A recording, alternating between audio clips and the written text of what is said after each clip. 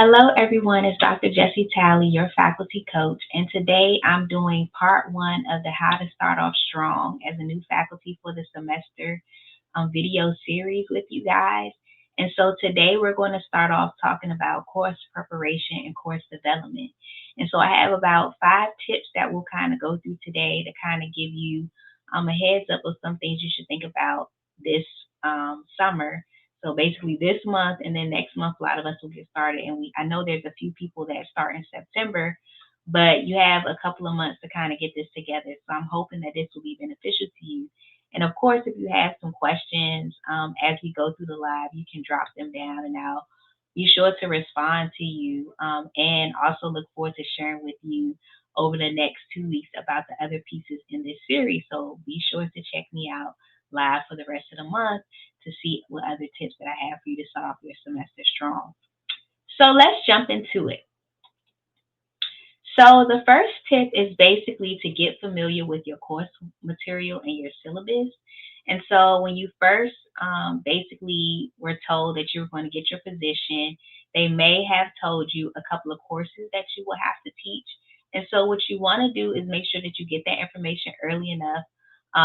So you may want to reach out to some of the professors if they're available to you that actually taught those classes. They may have some material or syllabuses available to you to help you kind of through the process.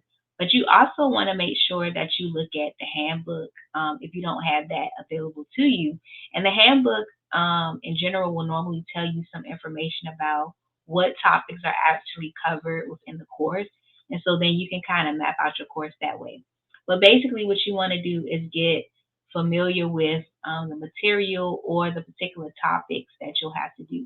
That may mean that you have to go back to classes because, in general, most of the time when you're coming in, you're teaching some type of introductory course or some core class.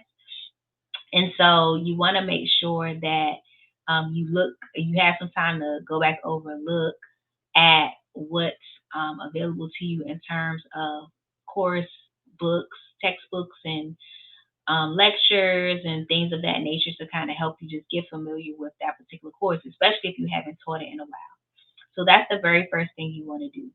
Like I said, figure out the courses that you will be teaching and then try to kind of curate the different materials that are already available to you. And if not, then you definitely want to make sure that you get a handbook associated with all the courses in your department, which would be beneficial no matter what courses you take, just to kind of know what's there. So the second point that I want to make is you want to make sure that you review relevant resources, right? So basically, what that means is that you're basically going to look at those course materials that you get that we just talked about, and you want to see around campus what are some other resources or even online. So I know for my classes, I may find some other YouTube videos. Through the learning management systems, you may have some other resources. Even on campus, through your teaching and learning center, they may also have some resources with respect to certain courses, or even in the library. And so that's what I'm kind of getting at. Go and check out, connect with different people on campus to see what type of resources are available to multiple people across campus, even you. And so you may be able to incorporate some of those resources in, and they may not necessarily be technical things that you're going to incorporate, but it may just be that you want your students to do better in presenting, or you want your students to be able to look up literature, or you want your students to do their presentations in a specific way. So what you want to do is just make sure that you kind of connect with people and learn what's on your campus that's available to you to help your class be a little bit more engaging and to have some extra resources that you don't necessarily have to come up with yourself. The other relevant resources is that with the different textbooks, you have certain questions and assignments sometimes that they have curated and created based on what's in the text. And so those are also available for you to use as well. So once you get familiar with what you're teaching, you find out some extra resources that are available to you. Now I feel like you're ready to kind of map out your courses. So I know you're like, why didn't you say the syllabus first? because I think you need to kind of map out what you want to talk about before you do that. So let's talk about that next. So then, once you get those particular courses that you want to teach, you want to map out what those courses look like for a semester. So I know some people do quarters and some people do semesters, and sometimes the number of weeks associated with the semester change. But I think in that first semester in the fall, for most people, it's probably about 15 to 16 weeks.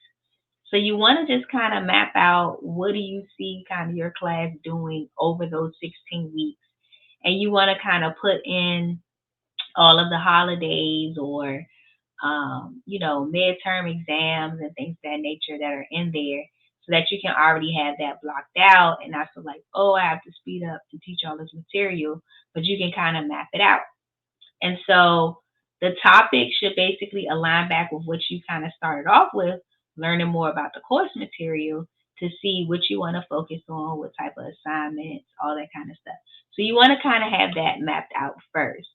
And I think once you have that mapped out first, then you can kind of go back and create your syllabus, which is kind of the next thing. So when you create your syllabus, along with just knowing or map out your topics for the semester, right, you're actually kind of showcasing how your class will run to your students. You're talking about the grading, how that's going to be done. You're talking about the types of assignments they would do, especially if they need a little more information about how that breaks down. You're giving them a grade breakdown. You may even give them kind of like a snapshot of what's happened week to week. Some people don't do that. You can have a more detailed one, but they need a snapshot at least to see, or you may not want to do that. You'll just tell them the topic. So you have the kind of flexibility to create the syllabus the way that you want. You'll put your office hours on there, how to contact you, what your policies are with respect to turning in work, and how you want things turned in, and how you want things done to your for your class, how your class is run, things of that nature. And so all of that will go inside of the syllabus.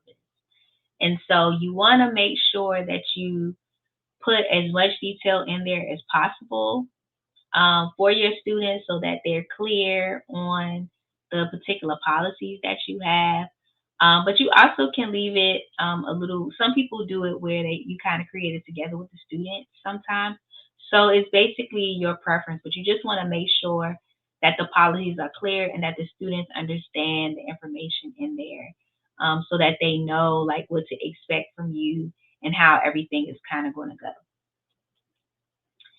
So the last kind of tip that I wanted to talk about was getting familiar with your course learning management system.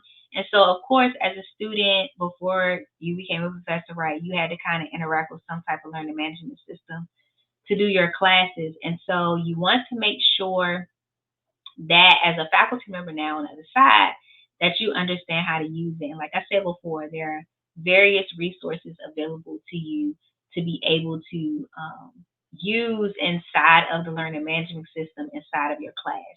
And the reason why it's important to kind of get your class set up in there is because the more that you can get that updated early and automated, the better for you in terms of having time back to do some other things like your research.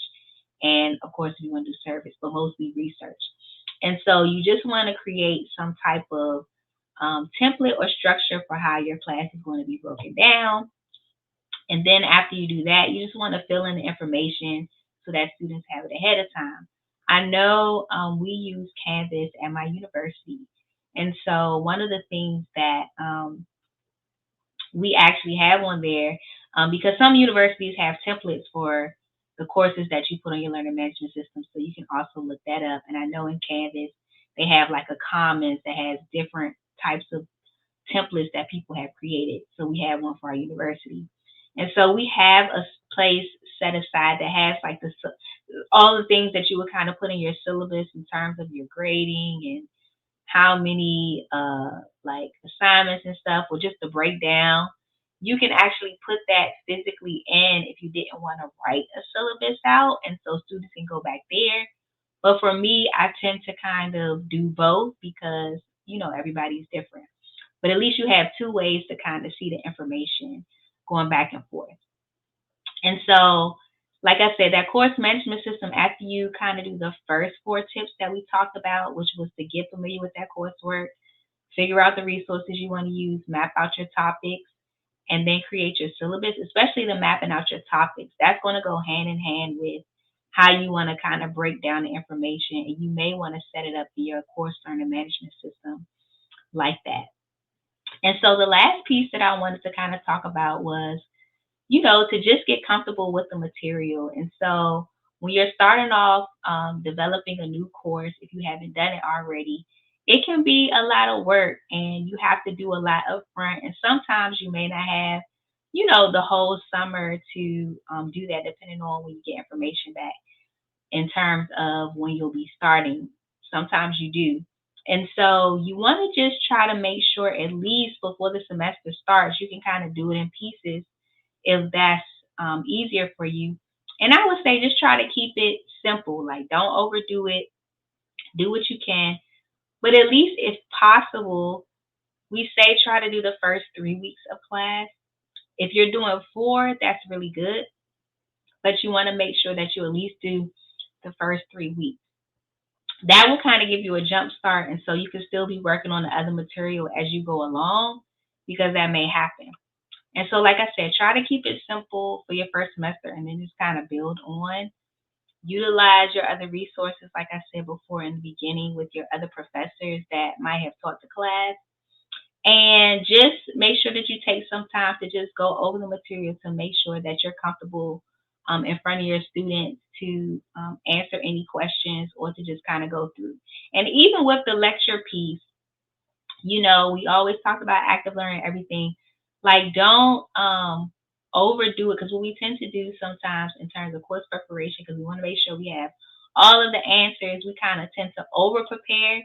So, like I said, keep it as simple as you can to get the basic information across to your students, but don't overdo it where you feel like, oh, I don't know if I'm getting enough in here. I don't remember everything and all that kind of stuff. So no, just put basic information that is easy for you to kind of go through, that you practice, that you talk to them about, to get it across so they get, simple, clear examples, and you will definitely be fine and show up confident in the classroom. So I hope that these tips will help in terms of your course preparation, which we all should be doing right now. We're almost going back. But like I said, the biggest takeaway from today is as soon as you kind of get a handle on how you want to structure and the topics and the materials together, is to make sure that you do the course learning management system setup as early as you can. That is what's going to really be the game changer in terms of your course preparation and development. So, until the next 2 weeks of this month, I'm looking forward to sharing with you two more times to help you get ready for this semester. Make sure that you do your work, and I will talk to you soon. Have an amazing day.